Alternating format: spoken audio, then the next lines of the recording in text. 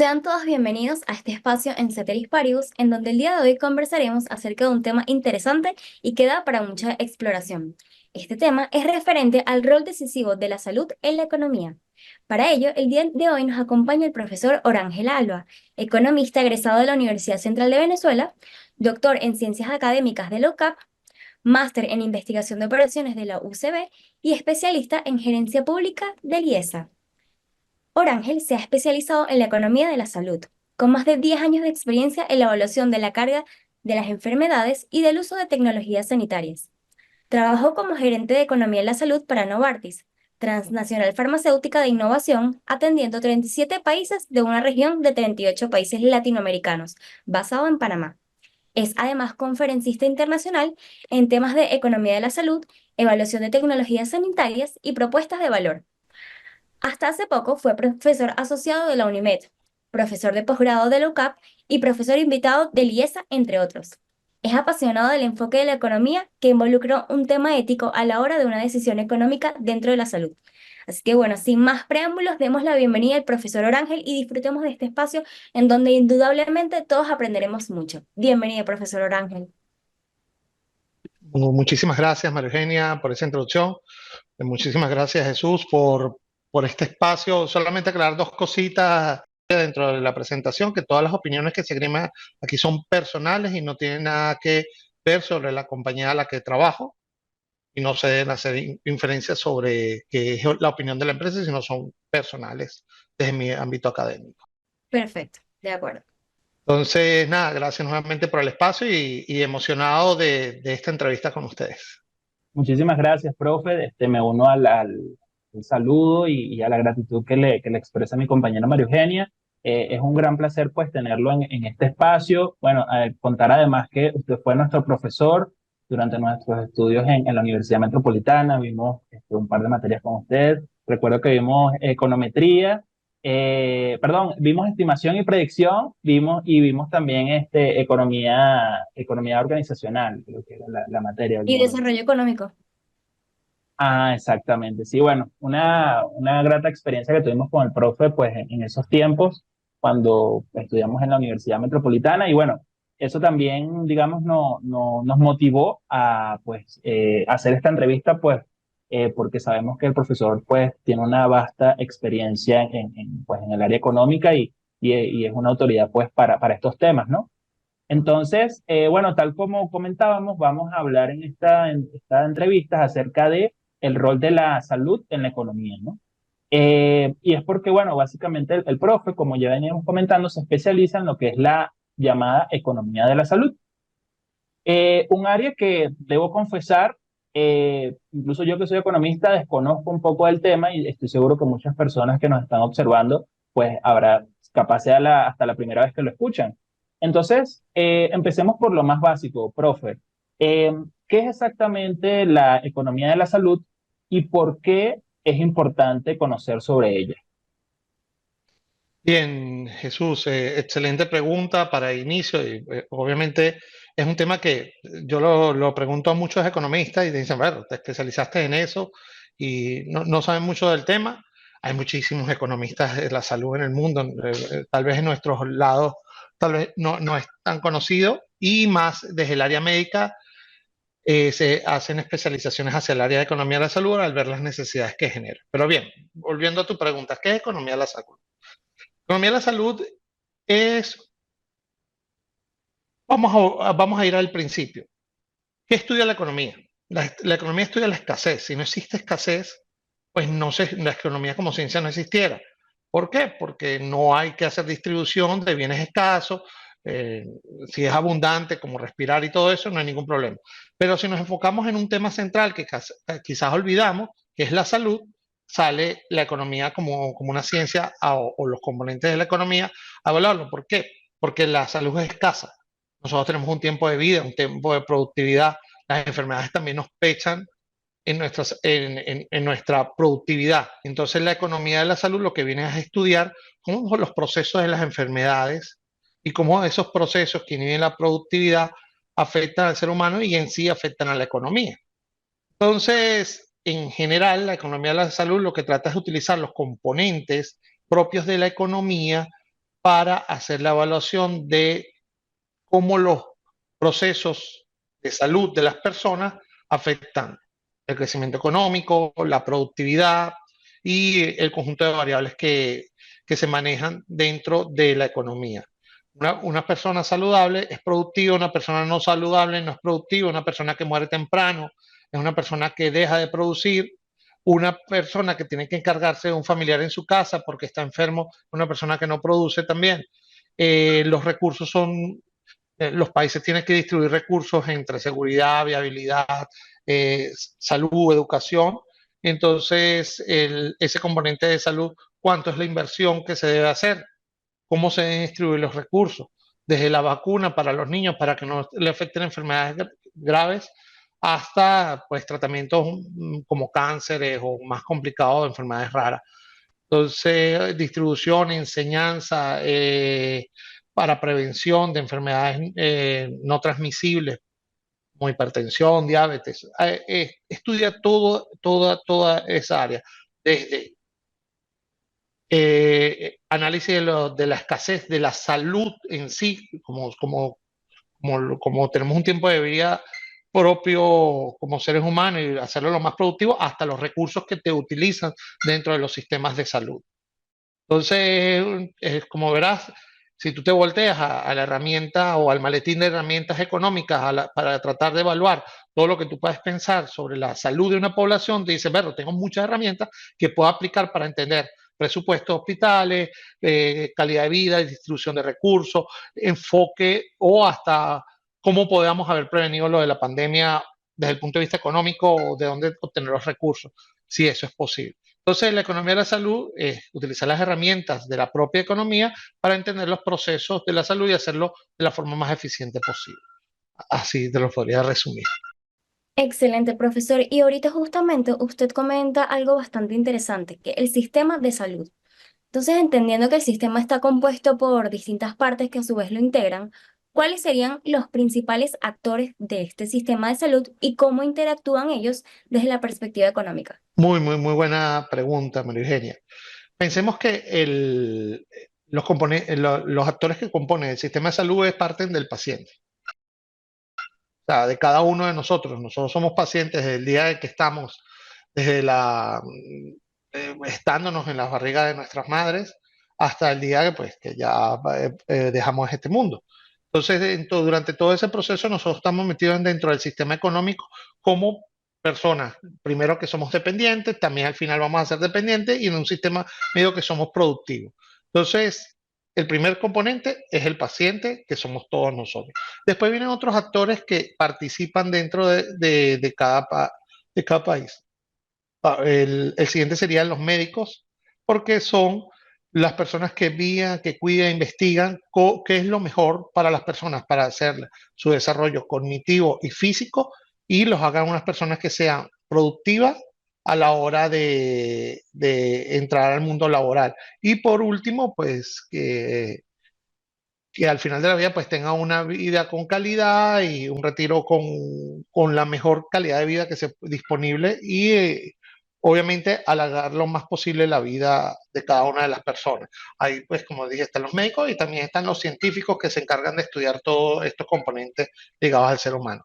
Después hay otros actores que son centrales como el Estado en los países, que son los que invierten en los sistemas de salud. Si es así, va a depender del tipo de país. Después están actores como los seguros, que pues las personas tienen que pagar. También hay componentes y aquí ya tendríamos que empezar a definiendo país por país para poder entender el peso de cada actor. En este caso también están los productores de tecnologías sanitarias, medicamentos, máquinas, lentes, cualquier tecnología, un procedimiento, dietas, nutrición, todo eso que va ligado a alargar la vida o a tratar enfermedades. Y después están asociaciones de pacientes con conjuntos de enfermedades y en general esos serían los componentes que se involucran dentro de este sistema donde el principal es el paciente. ¿Y por qué te digo como el paciente? Imaginemos, y voy a ser un poquito técnico y me van a disculpar ahorita, imagínate una función de producción neoclásica normal, tiene dos componentes, capital y capital humano, o trabajador. El capital humano se divide en dos componentes grandes que son educación para incentivar ese capital humano y el siguiente es salud. Entonces, si nosotros lo vemos desde una pequeña formación económica, vemos que todo lo que tú hagas en salud para mantener ese capital humano, pues va a ser en función de producción de la economía. Si todos los actores participan en la economía para hacerla crecer, pues también tienen que participar a la hora de tener una población saludable que a su vez la hace productiva. Profesor, ese último punto que usted menciona me parece muy, muy relevante, ¿no? Esta relación que existe entre la salud y la productividad de los habitantes de un país. En este sentido, pues podemos decir que la salud pues tiene una incidencia bastante importante en lo que es pues la economía, ¿no? Ya lo hemos mencionado con todo este tema del estudio y la profundidad que tiene la economía de la salud.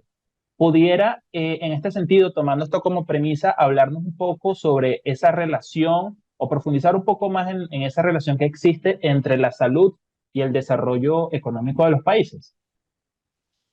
Sí, muchísimas gracias Jesús por la pregunta.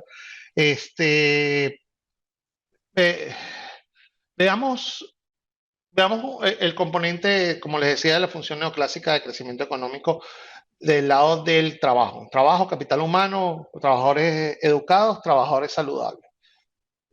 Supongamos vamos a ir a un ejemplo bien sencillo, que es lo que pasó ahorita con el tema del COVID. Creo que con eso les puedo explicar. Si ustedes vieron, todas las economías se vieron afectadas por la pandemia. ¿Por qué? Porque el capital humano, esta gente que sale a trabajar día a día, pues se tuvo que quedar en casa. Solamente los trabajos que pudieron evolucionar a una forma virtual, pues se mantuvieron con con su eficiencia y su ineficiencia respectiva, pero los trabajos que son manuales, que se tenían que salir a la calle, pues se enfrentaban a un problema. Si salgo a producir, pues no me puedo contagiar la enfermedad y puedo tener consecuencias fatales con respecto a eso. Y las decisiones de los estados, pues fue encerrarnos. De una vez la crisis empezó, no desde el punto de vista sanitario, que es central, pero desde el punto de vista económico, pues la productividad empezó a caer. Entonces la relación es directa, como te digo, desde la función de producción. En estudios recientes muestran que generalmente la inversión que tú haces en la salud de la población genera un efecto positivo, no solamente desde el punto de vista de la productividad de las personas, sino también desde el punto de vista de que esa inversión en salud tiene un efecto positivo sobre el crecimiento económico como inversión en sí. Generalmente las personas piensan, y los estados piensan, y muchos, no estoy diciendo todos, piensan que que es un gasto en salud, y si generalmente se habla en gasto en salud, y si tú ves las variables ah, del- la, de la organización de la ONU, tú ves en sus indicadores gasto en salud, porcentaje del gasto en salud público, porcentaje del gasto. Y las tendencias recientes dentro de la investigación económica lo que nos muestra es que es inversión. Y realmente tú lo que estás invirtiendo, si al ser la salud un componente del capital humano dentro de la función neoclásica de crecimiento económico, entonces no es un gasto en salud, es una inversión en salud. Si tú tienes a tu población saludable, tú tienes, pues vas a generar crecimiento económico. Entonces, en sí, ¿cuál es la relación que existe entre la salud y el desarrollo económico? Es, para profundizar un poquito más, es primero tener gente saludable. Bien. Ahorita vienen otros componentes dependiendo el estado económico donde estés.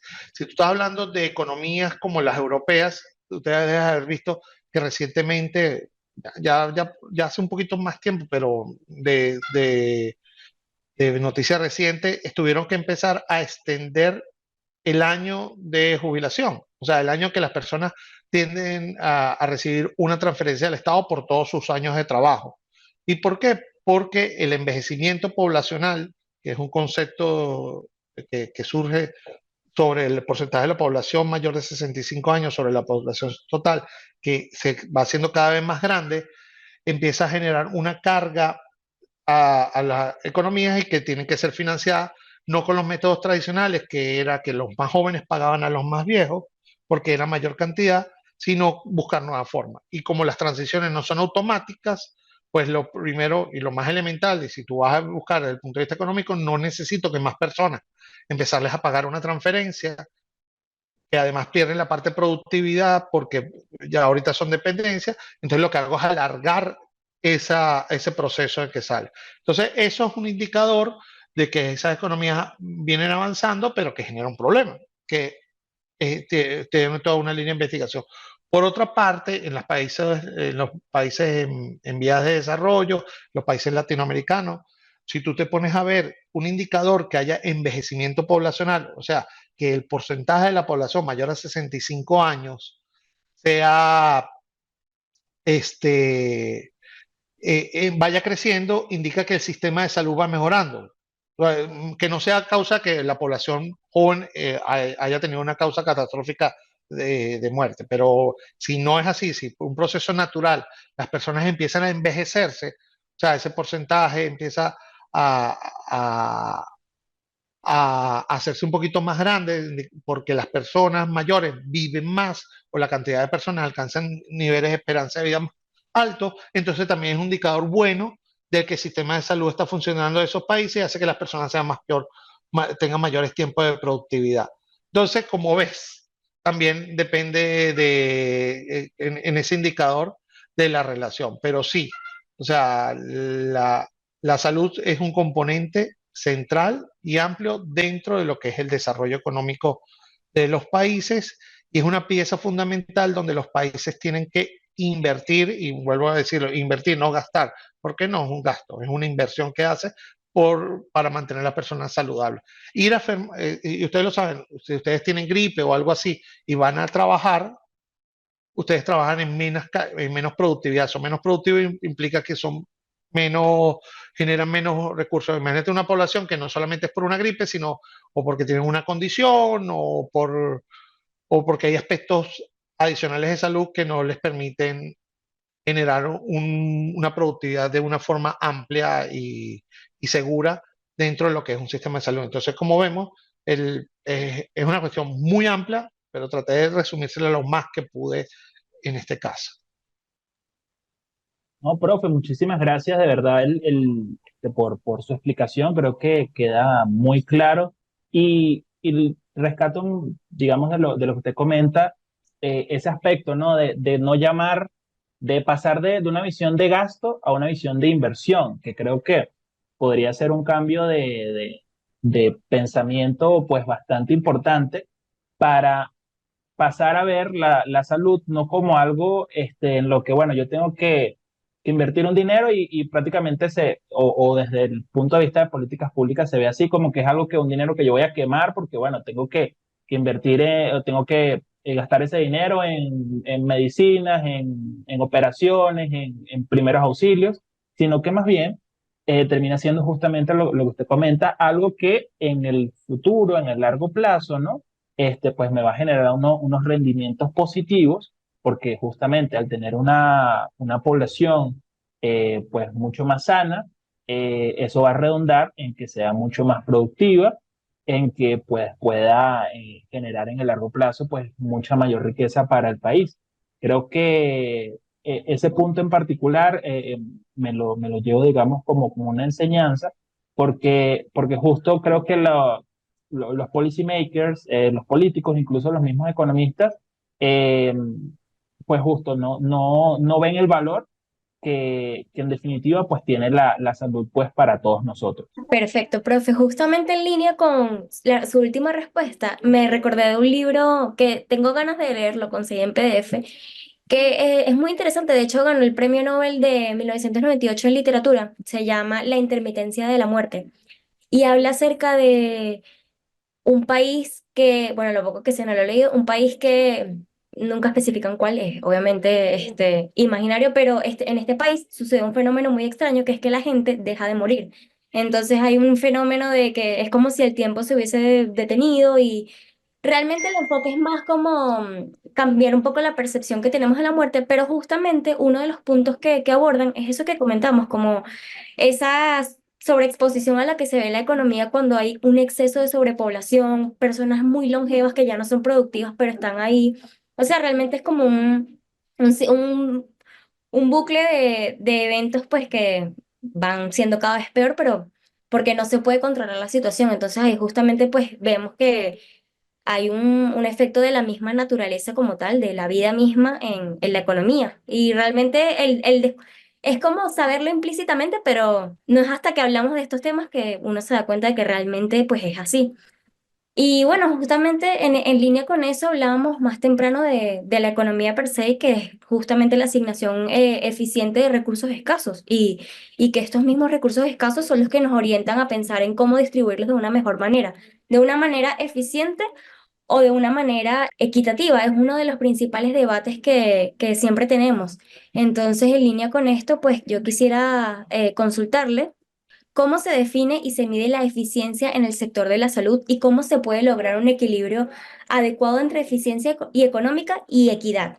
Esto es uno de los principales debates en nuestra ciencia y bueno, cómo se pudiese llegar a este equilibrio, si es que se puede lograr, en la asignación de los recursos en los sistemas de atención médica. Bien, nuevamente, excelente pregunta. Primero quisiera abordar, léete el libro, termínalo, José Saramago, para un economista de la salud. Ese libro es fenomenal. Yo sí me lo leí completo ya hace un tiempo. Y justamente como comentas tú, los problemas que atrae el no morir, pero sí envejecer, que es uno de los temas centrales que empieza a aparecer, y la necesidad de qué hacer con las personas cuando envejecen y no mueren. Como problemas algunos. Uno solo que ya empieza a generarte desde el punto de vista del Estado, ese Estado que nunca mencionan cuál es, y no hay, de cómo manejar el problema de que las personas no mueran, el problema de que las personas no mueran, y verlo ese problema, porque los sistemas de salud empiezas a tener un tema de que la vida es infinita. Pero bien, Leetro, muy bueno, y como te digo, para un economista de la salud, y yo creo que para cualquier persona, en general ese libro es muy bueno, porque nos da muchas ideas de las consecuencias de, de que algo cambie en nuestras sociedades como están constituidas y sobre un proceso que libera en cierta forma algo de recursos. Pero bien, puede sonar feo, los economistas tendemos a decir algunas cosas que son feas en ese sentido. Pero regresando sobre cómo se mide, ven, es un poquito complejo la pregunta, por eso es tan interesante, porque vamos a ponernos, aquí va a depender de las perspectivas cambian.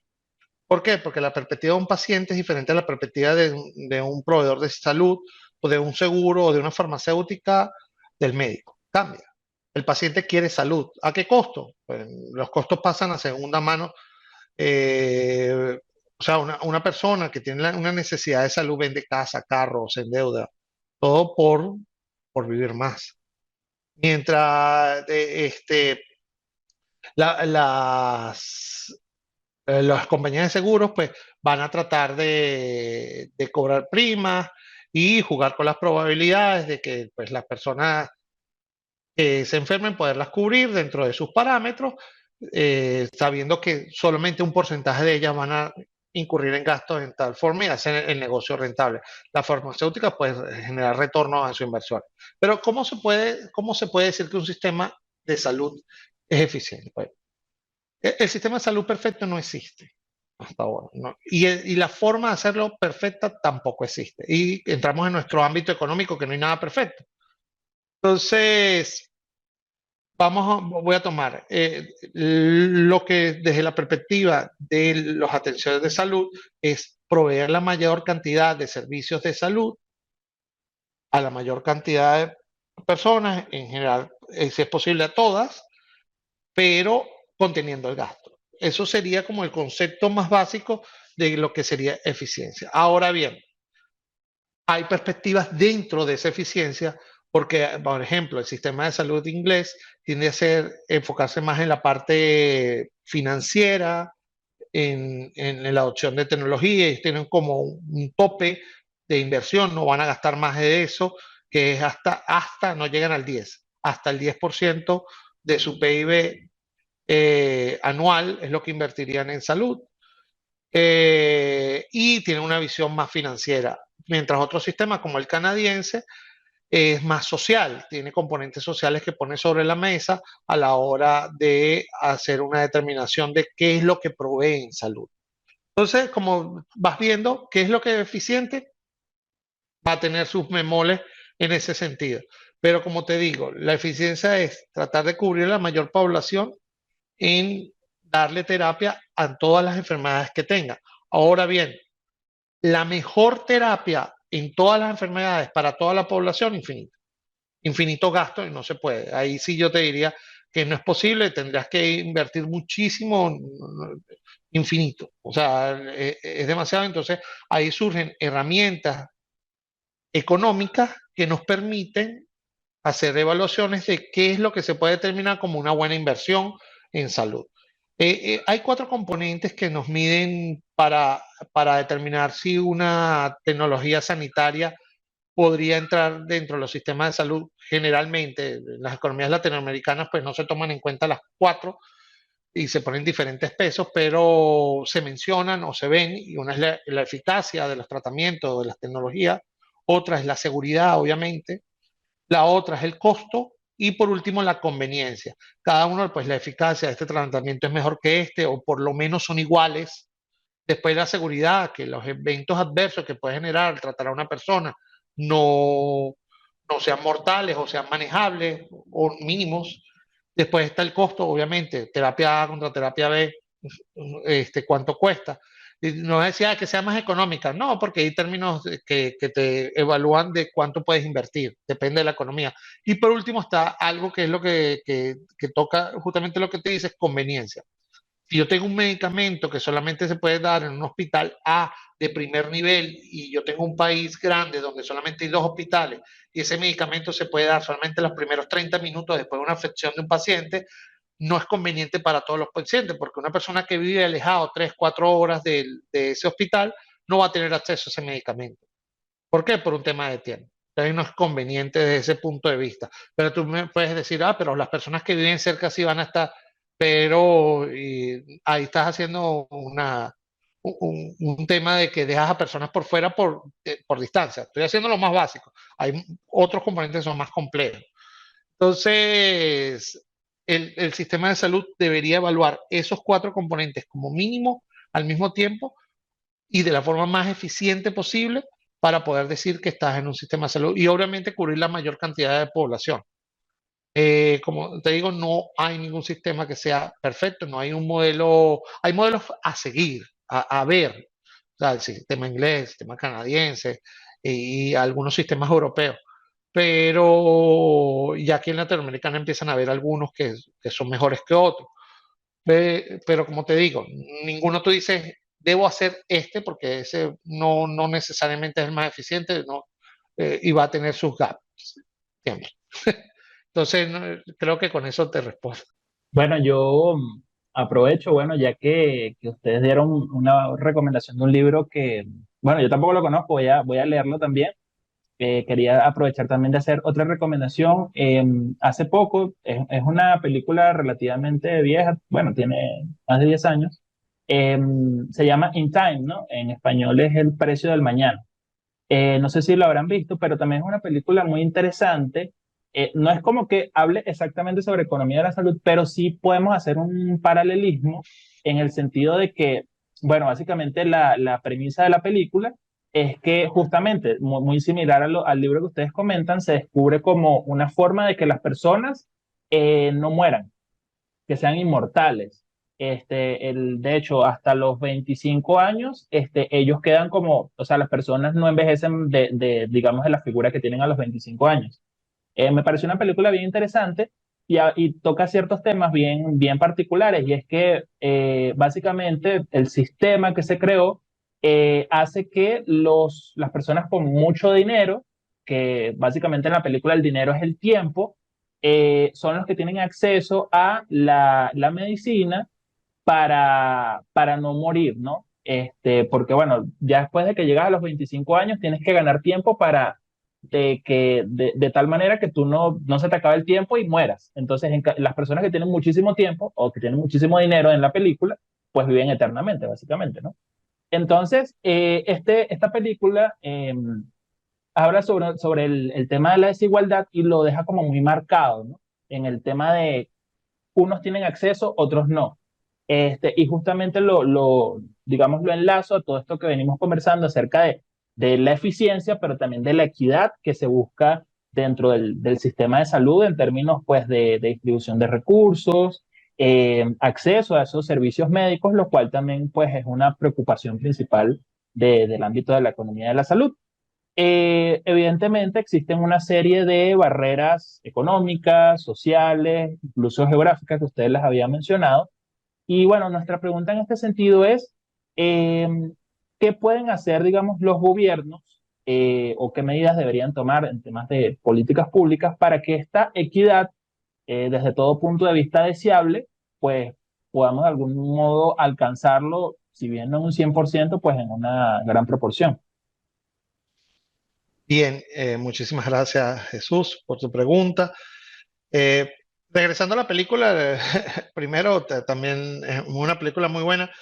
Yo diría más bien que es una demostración de que es intercambiable el sistema de pago. En este caso, pues cambia el de la moneda por tiempo y obviamente pues, dando el bemol que tú comentas de que en este caso el tener ese tiempo que es dinero, o sea, lo que nosotros conocemos como dinero, pues te da la vida eterna. Entonces, ahí el tema de salud no es expuesto de ninguna forma, sino más sencillamente que si se te acaba el tiempo, mueres. Pero no exponen si hay problemas de salud en sí. O sea, no, en ninguna parte. Pero bien interesante. Como te digo, lo más interesante de esa película es ver que la economía funciona exactamente igual utilizando otro medio de intercambio, que en este caso es el tiempo. Interesante. Con respecto a cómo los países o cómo los estados pueden ser más eficientes a la hora de asignar los recursos, bueno, como te digo, ya hay experiencias, o sea, de cómo hacer. Pensemos que, como les digo, toda la economía de la salud es un tema grande, complejo y no es tan sencillo, pero pensemos esto. Tú tienes que utilizar recursos para dar vacunación a los recién nacidos. Tú tienes que utilizar recursos para formar a los centros de atención. Tú tienes que utilizar recursos para crear infraestructura del sistema de salud. Tú tienes que invertir recursos para utilizar políticas de prevención de enfermedades para no llegar a las etapas medicamentosas. O sea, lleva una vida saludable, ejercicio, come sano, todo eso es parte de inversión. Y después también tienes que invertir en enfermedades raras de pacientes, tienes que invertir en enfermedades que son costosas y comunes, que aunque tienen asociaciones con sistemas de vida saludable, pero igual tiene un componente aleatorio como tipo cáncer. Entonces, ¿cómo hacen los sistemas de salud? Primero es entender qué padece su población o cuáles son lo que va a padecer su población. Por ejemplo, hay enfermedades asociadas a tez blanca que son más comunes de... Ya, disculpen que me sonó el teléfono. Hay enfermedades más asociadas a tez blanca, o sea, sobre todo las poblaciones que son más hacia el norte de los países, y hay enfermedades más tropicales que nos atacan a nuestros países como malaria. Entonces, primero tienes que entender primero tu población, llevar sistemas estadísticos y epidemiológicos completos. O sea, tú tienes que entender qué es lo que está pasando, de por qué las personas están muriendo, por qué las personas se están enfermando, cuáles son tus cargas de las enfermedades más importantes. O sea, entender primero el concepto de carga de la enfermedad, que tal vez yo no lo hemos hablado hasta aquí, hasta ahora, pero existe y se usa, o sea, es dentro del lenguaje de la economía de la salud. O sea, ¿cuánto cuesta una persona con una hipertensión? ¿Cuánto cuesta una persona con cáncer? ¿Cuánto cuesta una persona con asma? Todo eso hay que contabilizarlo y hay que entenderlo, porque tú sí, tú llevas una buena estadística y tú sabes por prevalencia, incidencia, tú vas a tener tantos casos, pues tú podrías hacer asignaciones mejores de recursos. Entonces, lo primero que hay que hacer es, pues, buenos sistemas de medición. Después, dentro de la infraestructura, pues tratar de crear un seguimiento a las personas de sus estados de salud de una forma ¿cómo accurate? Se me fue en español. O sea, que Preciso. es más precisa para poder entender, porque uno de los temas es que las personas se van moviendo de, de atención A, atención B, atención C, para lograr y tienen que generar nuevas historias, reexámenes, más gastos por todos lados. Otra, algo que es un concepto que se define bien, que tiene su concepto, es patient journey o el camino del paciente, entender cómo es el camino del paciente para poder ser atendido a una enfermedad. Imagínate una enfermedad que no es mortal, pero que tardas 10 años en detectarle, de 10 años se hace mortal. Entonces, cuando llega a la detección o ¿cómo se llama? A por fin entender que tiene esa enfermedad, ya está. Y se hizo mucha inversión.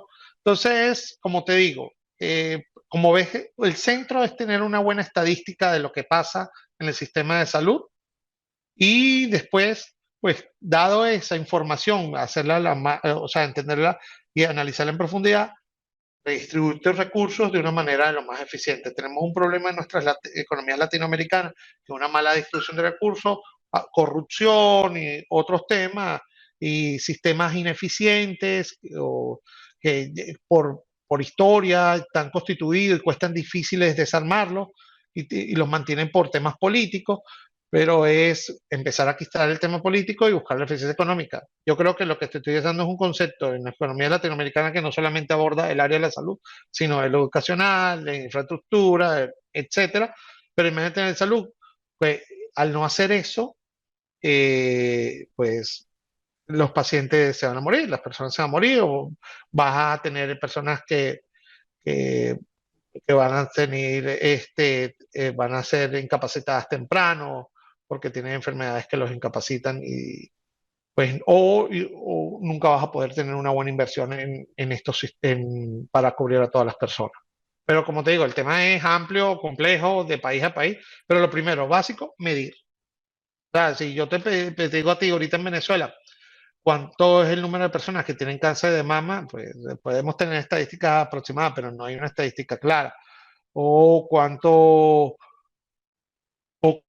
es lo que el Estado está invirtiendo en medicamentos a través del Seguro Social. Pues yo no sé exactamente cuál es esa información hoy en día, en el caso de Venezuela. Entonces, es entender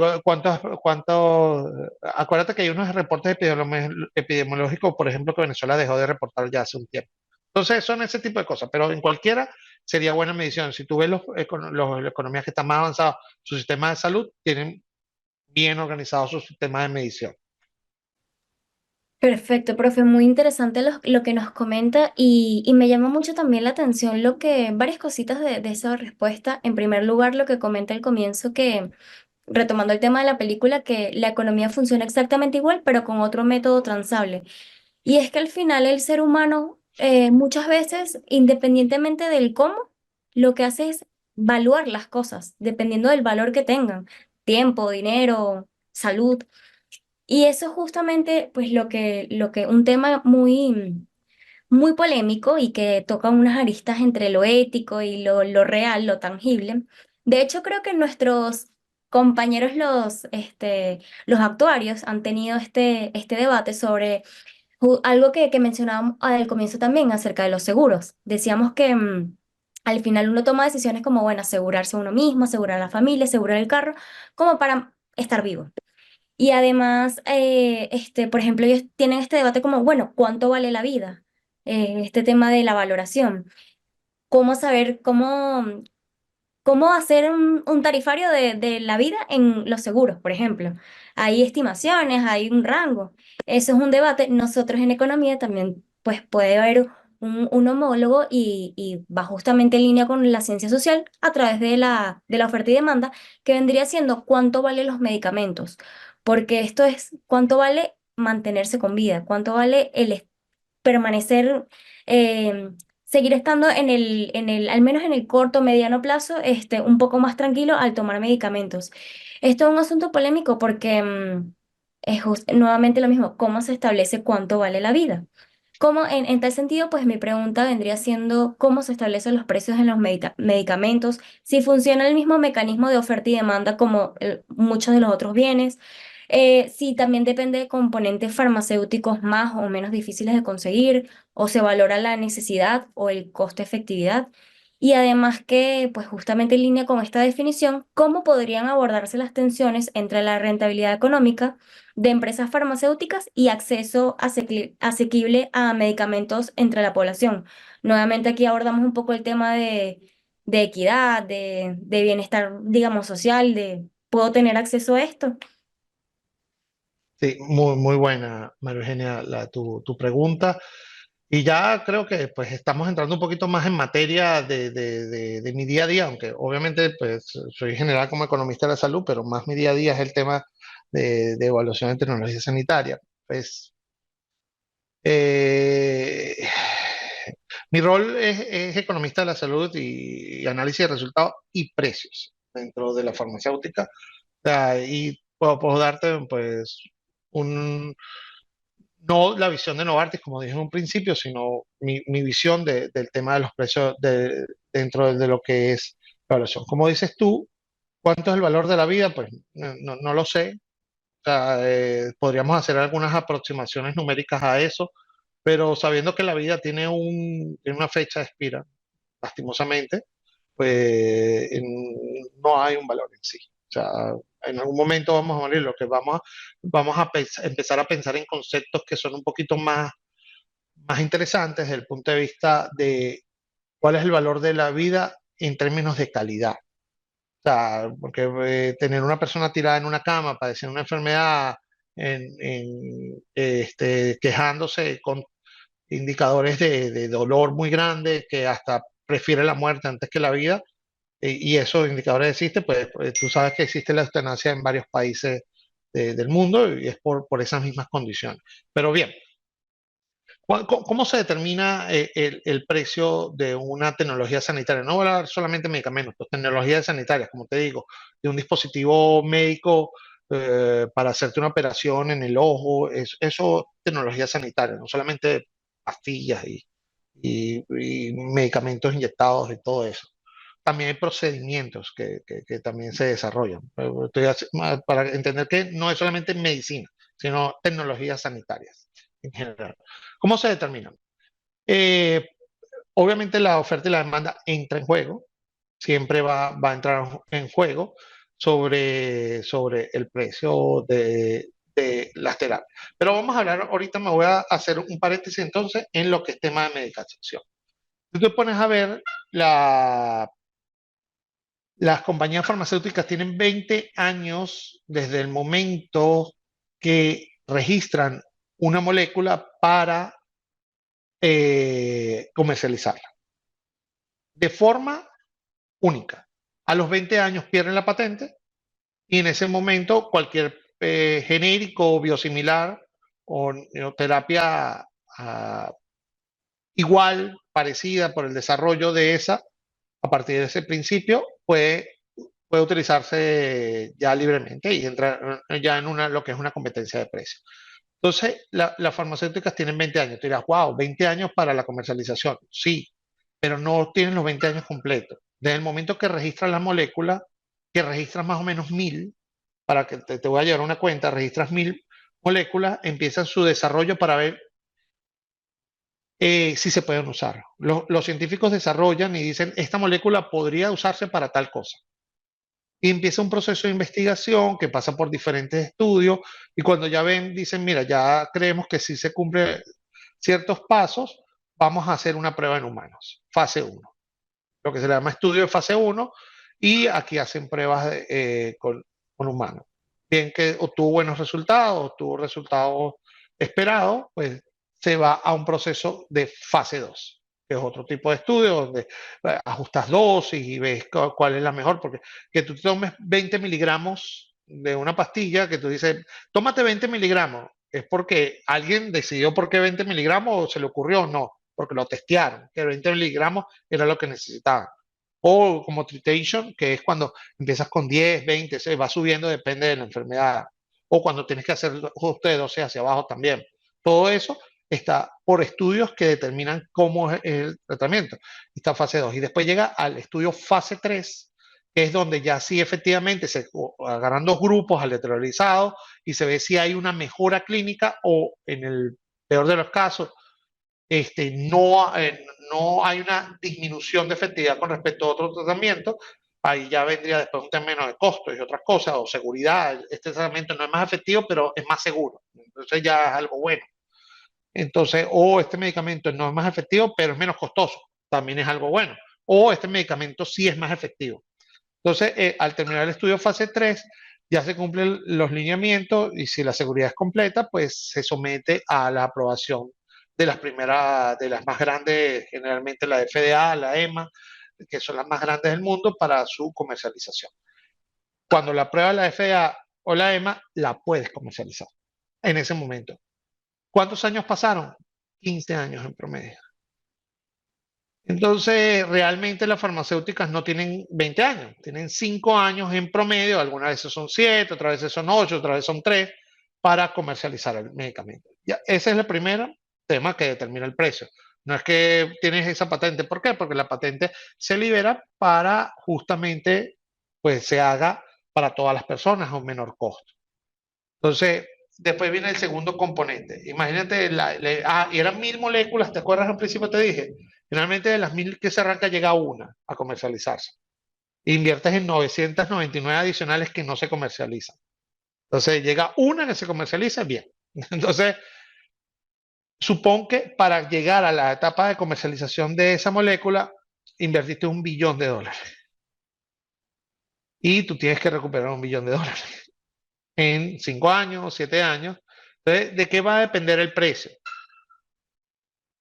Pues de la población, al que si es una enfermedad que tiene muchísima prevalencia, como una hipertensión o una diabetes, sabes que la cantidad y la esperanza de vida de la población es más larga desde la edad que le aparece la enfermedad, entonces va a tratarse muchísimas personas por muchísimo tiempo, pues el costo va a ser menor, porque sencillamente tienes muchísimas personas y muchísimo tiempo para recuperar la inversión. Y tú dirás, pero se cae la patente, pues con acciones de marketing y comerciales, puedes tal vez mantener más tiempo a las personas en eso, en los tratamientos y recuperar la inversión. Pero si tú tienes una enfermedad de poca prevalencia o llamadas enfermedades raras, o sea, los precios tienden a ser muy altos porque tienes pocas personas que las tienes que tratar para recuperar la inversión. Y estamos hablando de recuperar la inversión. O sea, adicional hay que poner componentes de ganancias, porque al final es una empresa que tiene acciones y tiene que reportar beneficios a sus accionistas. Entonces, solamente si te pones a hacer un cálculo sencillo económico, tú dices, poco tiempo, o sea, hay dos claves. Lo más pronto, terminar el estudio 3 y que se pueda comercializar. Y segundo, que sabemos que la prevalencia va a ser un factor central a la hora de la determinación del precio para poder lograr el retorno de la inversión. Entonces, por ahí más o menos va el tema de cómo se determinan los precios de una enfermedad o qué determina el precio. Si tú ves una enfermedad rara, el medicamento cuesta $200,000, pero vas a ver, es una enfermedad rara y el que desarrolló el medicamento necesita eso. Entonces, como ves, oferta y demanda. La oferta es muy poca para una enfermedad rara o para una enfermedad muy compleja, hay más oferta, y la demanda es para una enfermedad rara, poquito. Entonces, los bienes escasos o los bienes de ese tipo tienden a costar más. Y los bienes que tienen mucha intercambiabilidad, como los tratamientos para la hipertensión, que hay diferentes áreas terapéuticas y diferentes mecanismos, tú ya vas a ver lo que los productos, los medicamentos para tratar hipertensión tienden a ser más económicos.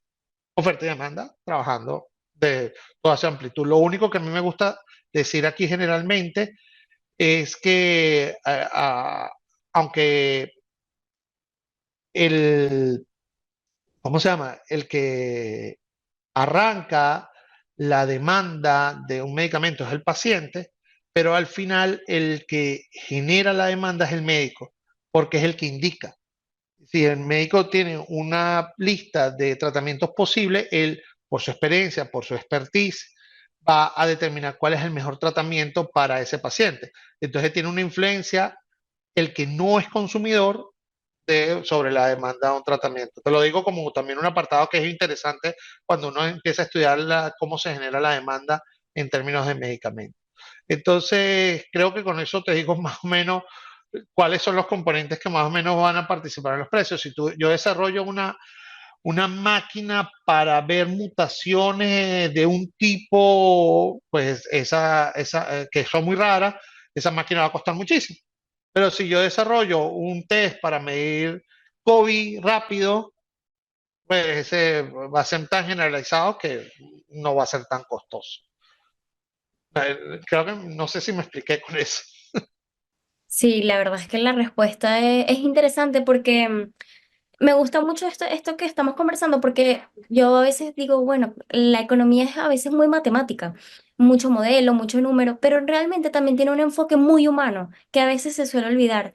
Al final somos personas y las personas hacemos economía, pero somos individuos, personas que sienten, que sufren, que padecen, que viven, que lloran y también se enferman. Entonces, esto está muy interesante porque justamente es oferta y demanda nuevamente, es la naturaleza de la vida y la naturaleza de la economía misma. Entonces, es muy interesante ver cómo ambas ciencias se entrecruzan varias veces a lo largo pues, de la vida misma. Eh, Usted tocaba en su respuesta anterior un punto que en lo particular me parece muy interesante y sobre el cual he tratado de indagar porque es todo el mundo, ¿no? Que es el tema de las patentes. De hecho, durante 2020, 2021, durante todo este episodio de la pandemia, el tema de las patentes fue, pues, estuvo en el debate, ¿no? Porque incluso había muchos políticos, incluso economistas, que hablaban, ¿no? O abogaban por un recorte o incluso hasta un levantamiento completo de las patentes. En el caso, pues, de las farmacéuticas que estaban desarrollando las vacunas para el COVID.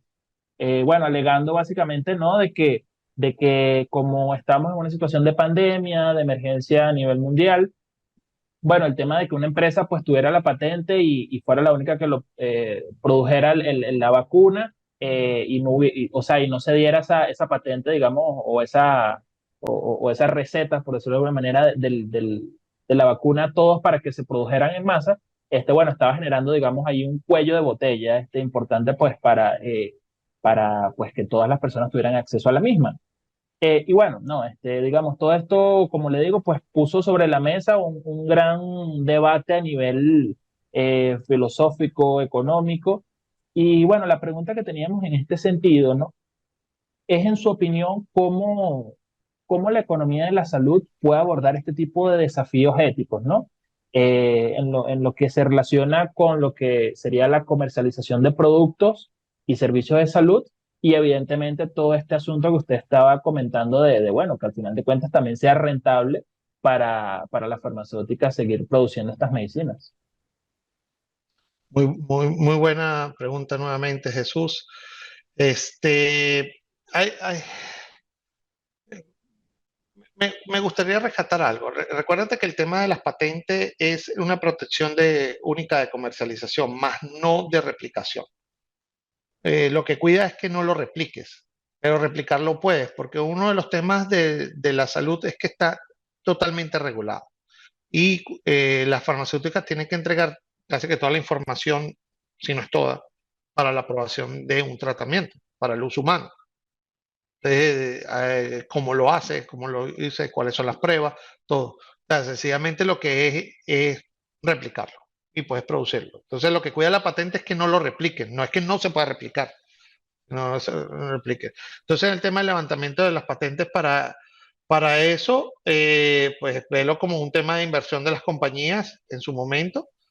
Y que tú le digas que por un tema de pandemia, pues tienes que levantar una patente que va a tomarla no solamente para tratar la pandemia, sino que la van a tomar las que no han invertido para desarrollar nuevos medicamentos. Porque aquí no surgió el tema de la vacuna, la patente de la vacuna, sino la patente de la técnica. y esa técnica se utiliza para otras enfermedades, otro desarrollo de otros medicamentos. Entonces, era más por ahí. No es un tema que yo me metí en profundidad, pero es un tema interesante. Pero por lo que te digo, lo que estás cuidando es un procedimiento. Un procedimiento que para el desarrollo de nuevos medicamentos y que la compañía invirtió $1 billón y ahorita se la dabas a todo el mundo. Entonces tú quedabas atrás en eso, pero bien, que las compañías quedan atrás con respecto a eso. Eh, este, con respecto a cómo a trabajar en función de abordar el tratamiento de las enfermedades de la mejor forma y de las tecnologías sanitarias de una forma que sea rentable, que sea ético, pues, y cómo la economía de la salud lo hace, pues justamente utiliza las herramientas económicas para buscar qué es lo más efectivo. Entendamos una cosa, o sea, vamos a ir al principio más básico de economía, el primer concepto que enseña que es costo-oportunidad. O sea, cuando uno toma una decisión en políticas públicas de atender a, no es que estás tomando atender a, sino estás renunciando a atender B, C, D, E, F, todo lo que vas poniendo. Y no estoy hablando de salud, estoy hablando en cualquier ente desde el punto de vista de las políticas públicas. Entonces, supón ahora que nosotros tenemos un presupuesto dentro del sistema de salud. Entonces, yo tengo ese presupuesto y yo tengo que buscar de cubrir todas las necesidades. Anteriormente en una pregunta atrás les desarrollaba el tema de que vacunas, educación, infraestructura, tratamiento de enfermedades, formación de médicos, formación de posgrado, incorporación de nuevos procedimientos, nuevas maquinarias. Todo eso está en medición de la broma, pago de pensiones para incapacitados. Todo eso va con ese presupuesto. Entonces tú no tienes que solamente ser eficaz a la hora de ver cuánto es lo que puedes pagar por una tecnología sanitaria, sino cómo manejas ese presupuesto de la forma más eficiente posible, dadas las necesidades que tenga tu país. Volvemos a caer, ¿cuáles son las necesidades? Tendrías que saberlas y tenerlas bien definidas. Hay un concepto que quería tocar en este momento, que María Eugenia lo asumó hace un rato, que es el de costo-efectividad, para justamente hablar de las terapias.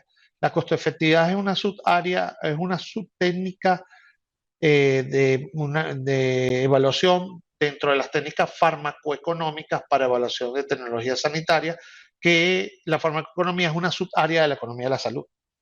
Estamos aprendiendo economía de la salud, una subárea de la economía de la salud, farmacoeconomía, y dentro de la farmacoeconomía hay 5 tipos de estudios, 4 son farmacoeconómicos y uno es financiero, que es el análisis de impacto presupuestario. Dentro de los 4 estudios que son farmacoeconómicos están minimización de costos, costo-utilidad, costo-beneficio y costo-efectividad. Entonces, el análisis de costo-efectividad lo que te dice es, y vamos ahí al principio, al principio, imagínate hoy que tú tienes eh, un medicamento A que te controla la presión arterial. Tienes un medicamento A que te controla en el 50% de los pacientes. Y ahorita y cuesta $10. Y tienes un nuevo medicamento que no te lo controla al 50%, sino al 75% de los pacientes. Y cuesta $20. Ahora la pregunta ¿es más efectivo y más costoso? Sí, es más efectivo y debe ser un poco más costoso por tema lógico, ¿verdad? No necesariamente, pudiera ser menos costoso, aparece en técnica, pero supongo que es más costoso. Ahora, la pregunta desde el punto de vista de evaluación y utilización de recursos sería, ¿ese precio adicional que pago es correcto con respecto a la eficacia adicional que me está dando? Entonces ahí se hacen análisis de costo-efectividad donde utilizando unos indicadores por país, y ya se los resumo, pues se determina si es costo efectivo o no.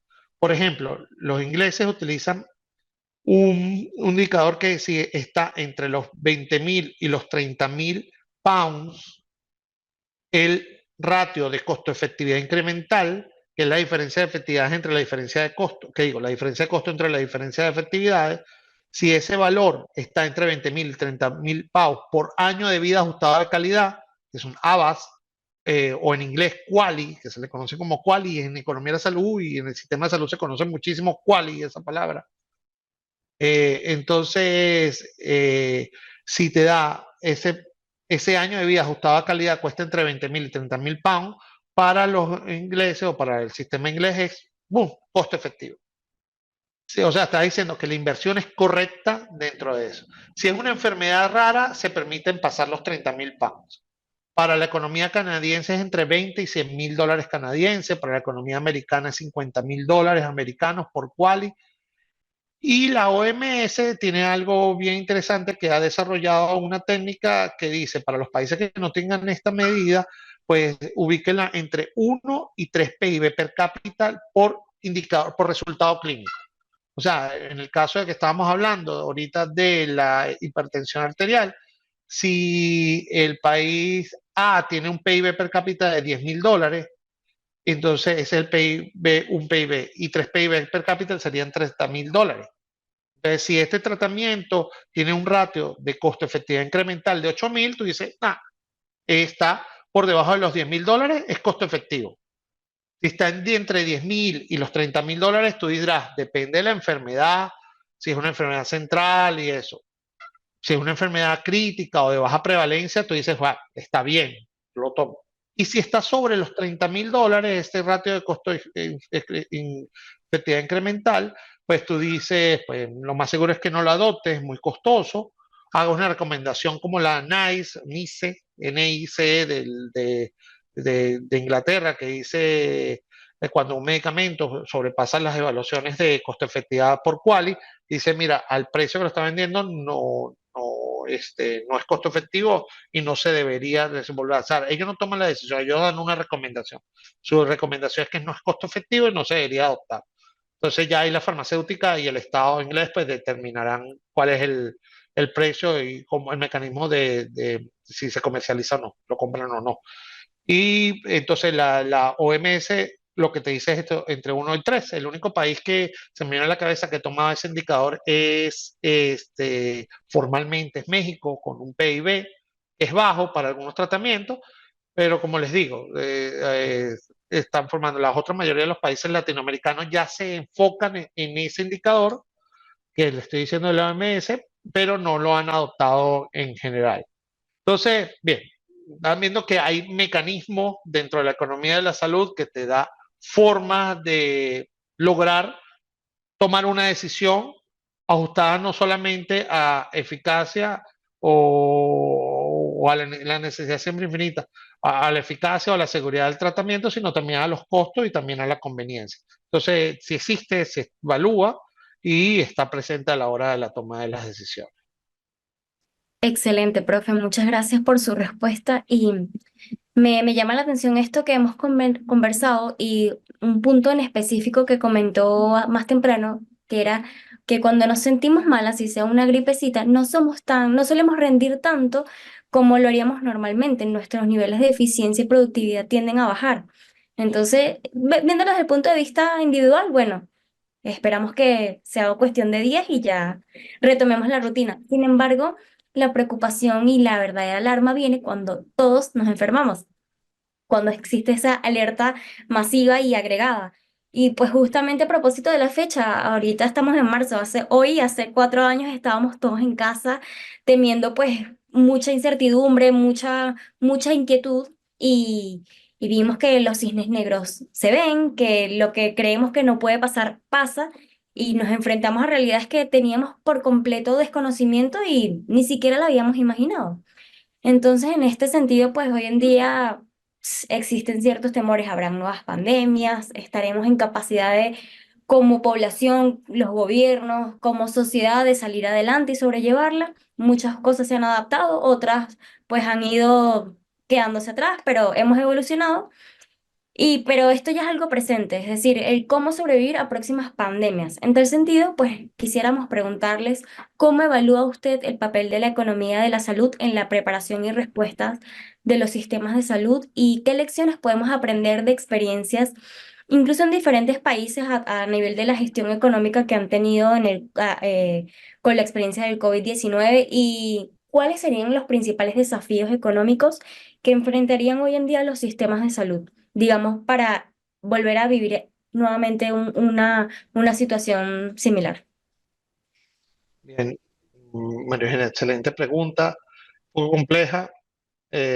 Hace poco yo leía a un economista que decía que es difícil para los seres humanos evaluar eh, eventos de poca probabilidad y altas consecuencias. Un terremoto es un evento de poca probabilidad de alta consecuencia, eh, o sea, desastres naturales de ese tipo, la caída de un meteorito o una pandemia. Un evento de poca probabilidad y alta. Y nos cuesta llevar. ¿Por qué? Porque tenemos tantos problemas de otros tipos que pues nos enfocamos en eso. Estoy hablando de académicos, catedráticos y sistemas. O sea, imagínate tú que yo me pare en un sistema, ante un sistema de salud o ante un ministerio que está evaluando cómo distribuir ese presupuesto, que ya es complejo porque no te alcanzan los recursos, tienes a los pacientes demandando, tienes a los médicos demandando salario, tienes a la enfermera, tienes todo el sistema y tienes que comprar medicina, todo el mundo demandando recursos y tú dices, yo voy a diseñar un programa para ahorrar algo para en caso de que venga una pandemia. Eh, Está bien, lo debes hacer, pero nuevamente, costo de oportunidad, que renuncie. Entonces, quiero empezar así diciéndote, ese es uno de los temas. ¿Qué es lo que nos ha enseñado? Pues como los países se van preparando para diferentes acontecimientos de alta envergadura y poca probabilidad, como terremotos, o sea, países como Chile, que tiene su frecuencia, su probabilidad son un poquito más altas en temas de sismo, pues hacen construcciones de mejor nivel, se preparan, hacen entrenamiento. Pues cómo nosotros nos podemos preparar para pandemias con bajos recursos, pues preparando a los sistemas de salud, preparándonos como población y a las personas que toman las decisiones con entrenamientos de educación, que sería lo más económico que se me pueda a mí ocurrir, tenerlos listos. Mira, hay una sospecha de pandemia, pues ya todo el mundo sabe qué hacer. Estás preparado, te vas a tener que ir a tu casa, vas a tener que evitar el contacto social, los sistemas de salud se van a tener que cerrar, hay que tener cuidado con decisiones un poco apresuradas como cerrar fronteras o detener el aparato productivo porque en costos económicos son altísimos. Ah, hay que tener cuidado de eso, hay que manejarlo, pero es educarnos, educarnos a cómo debemos actuar en caso de eso.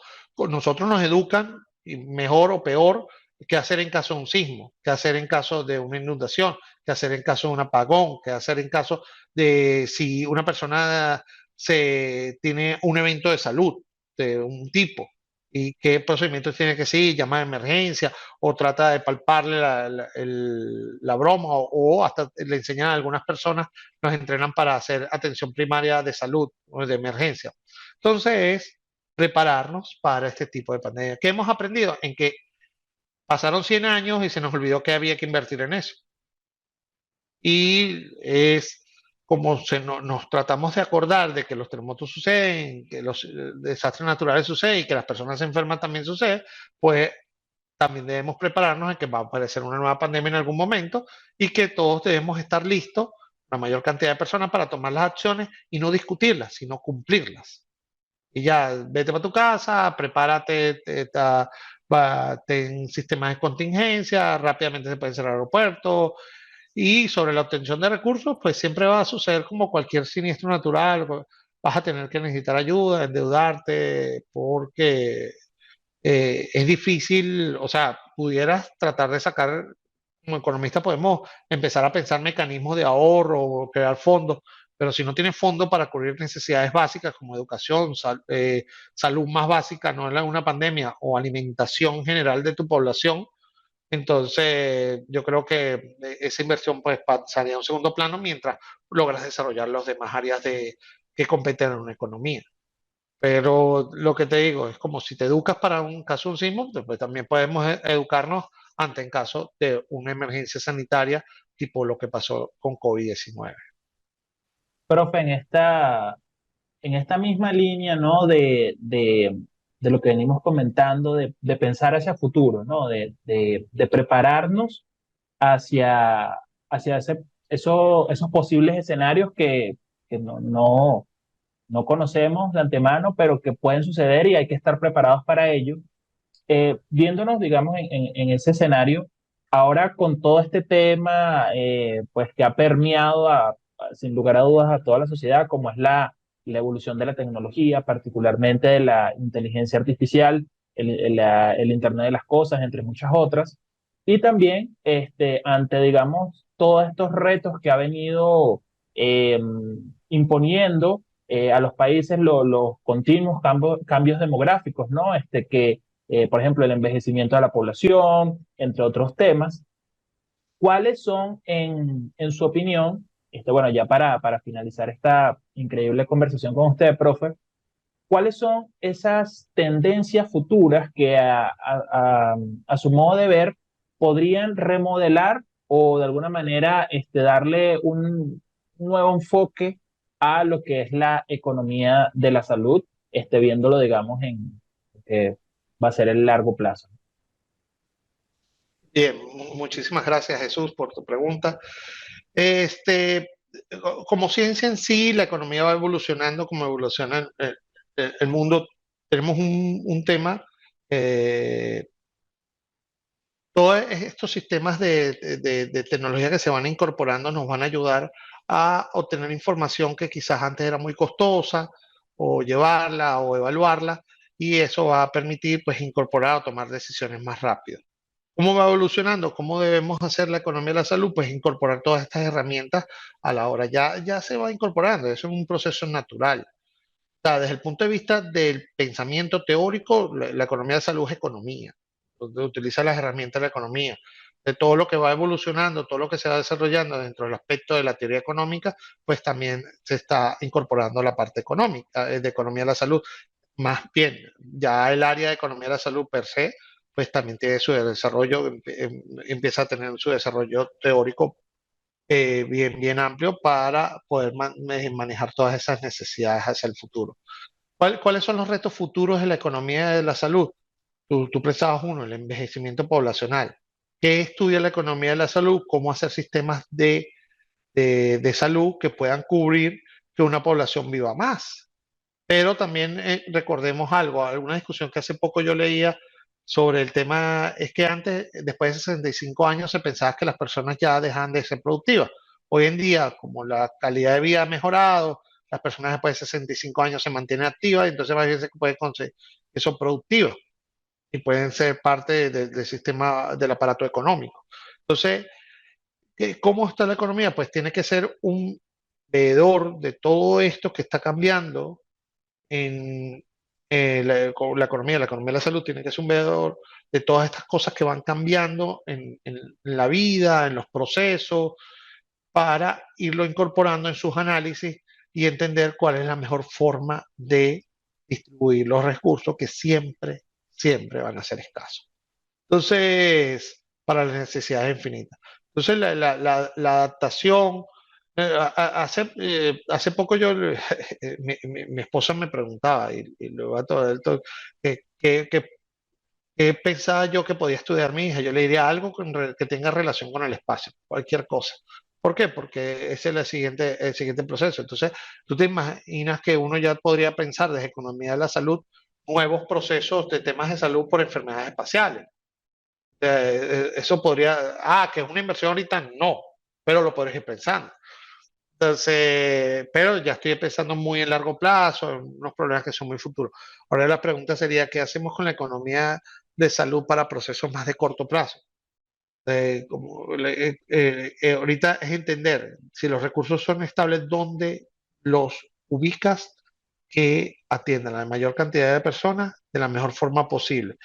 Ya hay hoy en día enfermedades que quizás no necesitan tanta inversión de parte del Estado, aunque como en muchas constituciones de muchos países establece que la salud, el Estado es garante de la salud, pues tiene que garantizar la salud, pero tal vez ya tienen mecanismos centrados para llevar ese tratamiento hasta que aparezca algo muchísimo mejor. Ya pocos cambios, tal vez las personas pueden seguir viviendo así. Obviamente yo no soy el que para juzgar si es bueno o malo, ya ahí nos metemos en el área directamente del paciente y el médico y sus tratamientos. No debo y no debo y no soy la persona indicada para meterme ahí, pero como la parte económica, sí lo que debo ver es que si los recursos se están destruyendo de la mejor forma. Y hacia el futuro, pues es entender que las personas van a vivir más, la población, el número de hijos por pareja está disminuyendo. Lo que ya te queda un problema de un tipo, entonces tienes que rediseñar los procesos para poder mantener las poblaciones envejecidas. Y entonces ahí es donde debe estar el futuro de la economía de la salud, en pensar mecanismos actuales que incluyan ese proceso en un futuro cercano para muchísimas economías que ya hoy en día algunas la están viviendo y que algunas economías la van a vivir en un futuro. Con eso, digo, son muchos otros aspectos, muchísimos más, pero podríamos hacer todo un- una clase sobre esos aspectos donde se podría ir evolucionando en cada uno de los aspectos, economía, terapia, por ejemplo. Hay un tema central donde se podría pensar es sobre la crisis de los antibióticos. O sea, como los antibióticos son creo que no sé exactamente el concepto, pero es como si no tuvieran patente, o sea, no se les puede poner patente. Si desarrollan antibióticos, es de uso común. Entonces, ¿quién está dispuesto a invertir en antibióticos? Nadie, porque no tienen forma de... Entonces, acuérdate que los antibióticos, los cuerpos generan resistencia a los antibióticos, o sea, ya no sirven. Y si no hay desarrollo en los antibióticos, ¿cómo se hace con las enfermedades que requieran antibióticos si ya desarrollaste? Entonces, eso podría ser otro tema. Y así, pues te estoy hablando otro. Y enfermedades nuevas, enfermedades que aparezcan, que o nuevas pandemias que sean más agresivas, de mayor mortalidad, o problemas que también abarca la economía de salud, como fentanilo o drogas en general. O sea, eso no lo hemos tocado el día de hoy, pero también eso es algo que la economía de la salud tiene algo que decir en ese aspecto. Entonces, como te digo, hay muchas cosas que se podrían hablar del tópico, pero estoy tratando de resumir como que las más centrales. La droga es otra central que debería estar sobre la mesa, por ejemplo. Entonces, como te digo, eso sería para otra entrevista, solamente dedicándonos a esos temas. Sí, claro, claro, ¿no? Es que algo que ha quedado claro en toda esta conversación que hemos tenido con usted, profe, es que la economía de la salud es un área pues muy amplia, pues que tiene muchísimas aristas, que entra en lo económico, pero también tiene su parte, pues digamos, social, ¿no? Evidentemente entra dentro de un contexto pues de que toca la fibra de la sociedad, porque al final de cuentas la salud es el estar vivo o muerto, ¿no? Esos temas que incluso son bastante delicados. Entonces, pues lo que sí ha quedado claro es que la economía de la salud es un área sumamente relevante, importante para, para todos, para todas las sociedades, y es importante bueno, la conozcamos, entendamos cuáles son sus implicaciones, sus beneficios, entender de qué va, porque al final de cuentas es algo que es fundamental para nuestras sociedades y pues le agradecemos muchísimo, profe, por todo ese conocimiento que ha podido compartir con nosotros, ha tenido la amabilidad de compartir pues con todo lo que nos ven y bueno, que entiendan un poco más sobre este mundo que esperemos que hoy ya no sea tan desconocido para muchos economistas y para muchas otras personas que nos están viendo. Agradecido nuevamente con usted, profe. No, agradecido a ti, Jesús, y a mi Eugenia por la invitación. Este, eh, los invito a seguir esta área de la economía. Es bien interesante. Toca una fibra en la parte ética que generalmente los economistas no ponemos en la mesa. No digo que no lo ponemos, pero somos un poquito más crudos a la hora de hacer una evaluación. Y cuando uno hace una evaluación dentro de la área de economía de la salud, estás hablando de dejar de atender personas de un tipo por otros. Ese costo de oportunidad va directo a alguien. Entonces, eso es interesante esta área y los invito a comunicarse, a instruirse de estos temas y nada, de- feliz de haber dado un poquito de cositas sobre economía de la salud de las muchas de los tópicos que podemos hablar. Muchísimas gracias, profe. En estos espacios nos damos cuenta de que la aplicación incluso de cosas que no son tan comunes sí existe y es bueno conocerla pues porque justamente eso nos hace más fuerte como individuos y como sociedades, el conocimiento y bueno, qué excelente compartir después de tanto tiempo nuevamente con usted, profe. Creo que muchas cosas han cambiado, pero sin duda creo que una de las que no ha cambiado es que sentimos pues una gran admiración por usted y por la condición de catedrático de que siempre se puede aprender más y siempre apostar por el conocimiento, por saber siempre, por ser un poquito mejor que ayer. Y justamente estas cosas nos permiten pues construir los perfiles y expandir los conocimientos, que es justamente lo que queremos hacer en este espacio. Jesús y yo hemos definido Ceteris Paribus más allá que como un centro de consultorías o de artículos, un espacio seguro para los economistas y para economistas de salud, para cualquier tipo de economista, porque la economía tiene muchas ramas. Entonces, qué bueno compartir nuevamente y bueno. Ceteris Paribus tiene las puertas abiertas para usted siempre que quiera volver. Nos encantó este espacio, así que ojalá y podamos compartir en un futuro hablando de estos otros temas que se asomaron por ahí, que los vamos a anotar, no se nos olviden. Entonces, bueno, o cualquier otro tema, realmente siempre es bueno pues escuchar de sus cátedras. Así que mil gracias, profe, por este excelente espacio y pues bueno, sigamos conociendo Ah, de este tema. no, mil gracias a ustedes nuevamente. Sí, feliz volverlos. Yo estoy aprendiendo aquí. Yo cada día que me paro a dar una consultoría, una charla o una clase, yo no me paro con la intención de dar, sino de recibir de parte de los estudiantes. Los estudiantes, de las personas con las que estoy, eso siempre es lo que a mí me ha llenado. Siempre voy con esa visión de aprender, no de dar. Yo creo que es un proceso de mutuo crecimiento entre las personas y eso nos ayuda. Y estar aquí con ustedes, pues me da una oportunidad de crecer adicionalmente como profesional y con muchas enseñanzas me llevo el día de hoy de parte de ustedes. Y alegre de ver cómo han ido avanzando, estoy feliz de su profesionalización y todo, cómo han llevado por este espacio que crearon, los felicito. Yo lo veo siguiente desde que lo sacaron, siempre lo sigo en Instagram, no sé si en algún lugar más. Yo en mis redes sociales no soy muy activo, sencillamente publico pocas cosas, pero sí veo. Soy de los, ¿cómo se llaman? Pasivos, yo no sé, Sí. los sistemas, Usuario pasivo. los usuarios pasivos. Veo las cosas, pero no hago nada más. Pero sí estoy viendo y pendiente y me alegro mucho de las cosas que hacen personas que pues yo pude haber tenido alguna pequeña influencia. Y reencontrarme con ustedes me da mucha felicidad y los felicito y nada, ojalá dentro de poco nos volvamos a poder encontrar en el camino y seguir hablando de estos temas u otros que sean interesantes y donde yo pueda aprender algo y donde pueda también en ese proceso pues dar un poquito. Muchísimas gracias. Gracias, Dale, profe. no.